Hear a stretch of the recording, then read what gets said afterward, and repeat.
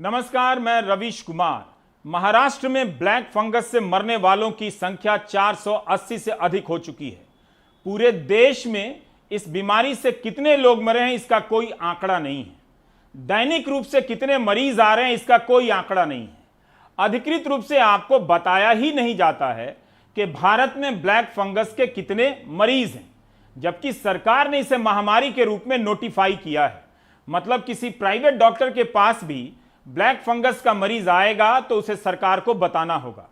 जब यह महामारी है तब केंद्र सरकार हर दिन संख्या क्यों नहीं बताती है कि ब्लैक फंगस के आज कितने मरीज आए। हमारे सहयोगी परिमल ने स्वास्थ्य सचिव लव अग्रवाल से यह सवाल पूछा। उनके पास आज का आंकड़ा ही नहीं था। सर, अभी ब्लैक फंगस के कितने मामले होंगे और कितने लोगों की डेथ हुई होगी? क्योंकि हम लोगों के पास जानकारी राज्यों से आ पाती है, इस मंच से नहीं आती है। अगर बता पाए तो आसानी हो जाएगी। देखिए, आज एग्जैक्ट डेटा हम लोग नहीं लेके आ पाए हैं ब्लैक फंगस का, बट हम आपको दे सकते हैं। हमने स्टेट्स के लिए अपने पोर्टल पर एक ये व्यवस्था की है कि वह अपने केसेस हमें अवगत कराएं और उसके बेसिस पर ही जो अवेलेबल मेडिसिन है, एक तरफ उसकी प्रोक्योरमेंट को बढ़ाया जा रहा है, साथ ही उसके बेसिस पर उसका एलोकेशन भी स्टेट को जो नंबर स्टेट बताती हैं उसके तहत किया जा सकता है। क्योंकि इस समय इमीडिएट बेसिस पर हम लोग लेकर नहीं है, हम आपसे बाद में शेयर कर सकते हैं।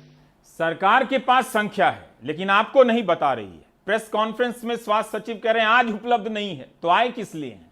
26 मई को रसायन व उर्वरक मंत्री सदानंद गौड़ा ने ट्वीट किया कि भारत में 25 मई तक ब्लैक फंगस के 11,717 मामले हैं।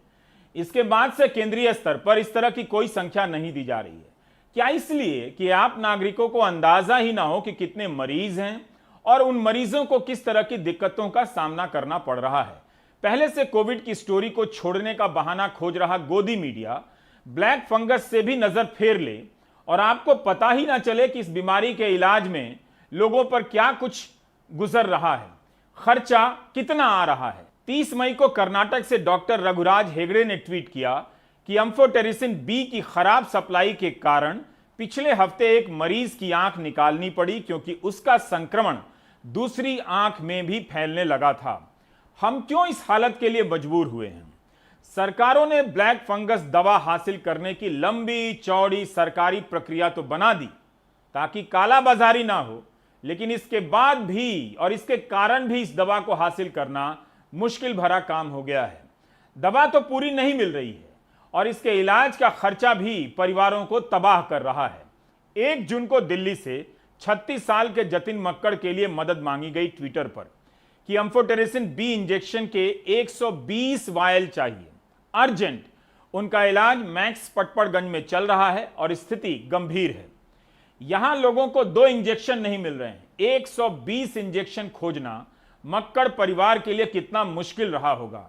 इसका मतलब है कि मरीज को ही दवा का बंदोबस्त करना पड़ रहा है। सरकार की तरफ से उपलब्ध कराने की जो भी व्यवस्था बनी है वो पर्याप्त नहीं है। सरकार सबको जरूरत के हिसाब से दवा नहीं दे पा रही है। 1 जून को कोलकाता से ममता अग्रवाल ने ट्वीट किया कि उनके पिता परबन अग्रवाल को 9 दिनों तक 50 mg हर दिन चाहिए, लेकिन इस वक्त उनके पास एक भी इंजेक्शन नहीं है, 0। 1 जून को मयंक झा ने भी कोलकाता से ट्वीट किया कि उनके पिता AMRI अस्पताल में भर्ती हैं और लिपोसोमल एम्फोटेरिसिन बी कहीं नहीं मिल रहा है। उनकी जिंदगी खतरे में है। 49 वायल चाहिए, मतलब 49 इंजेक्शन चाहिए। कोई देख रहा है अपनी आंखों के सामने कि पिता की जान किसी भी वक्त जा सकती है और इंजेक्शन नहीं है। मुसीबत में वह किसी न्यूज एंकर को, तो कभी प्रधानमंत्री को, तो कभी रेल मंत्री को टैग करता है, लेकिन इंजेक्शन का कुछ पता नहीं चलता। आश्वासन और आयात निर्यात की सूचना पकड़ाकर इस देश में मरीजों को उनके हाल पर छोड़ दिया गया है। हमने कुछ मरीजों के परिजनों से बात की। उन सब पर दवा के इंतजाम का दबाव तो है ही, इलाज का खर्चा भी किसी का 10 लाख तो किसी का 20 लाख हो चुका है। मीडिया के सामने आने से कतराते हैं। उनकी चिंता समझी जा सकती है। उन्हें लगता है कि मीडिया में आने से इलाज प्रभावित होगा और सरकारी अधिकारी दवा देने में दिक्कत करेंगे। इस प्रक्रिया को सेल्फ ब्लैकमेल सिंड्रोम कहते हैं।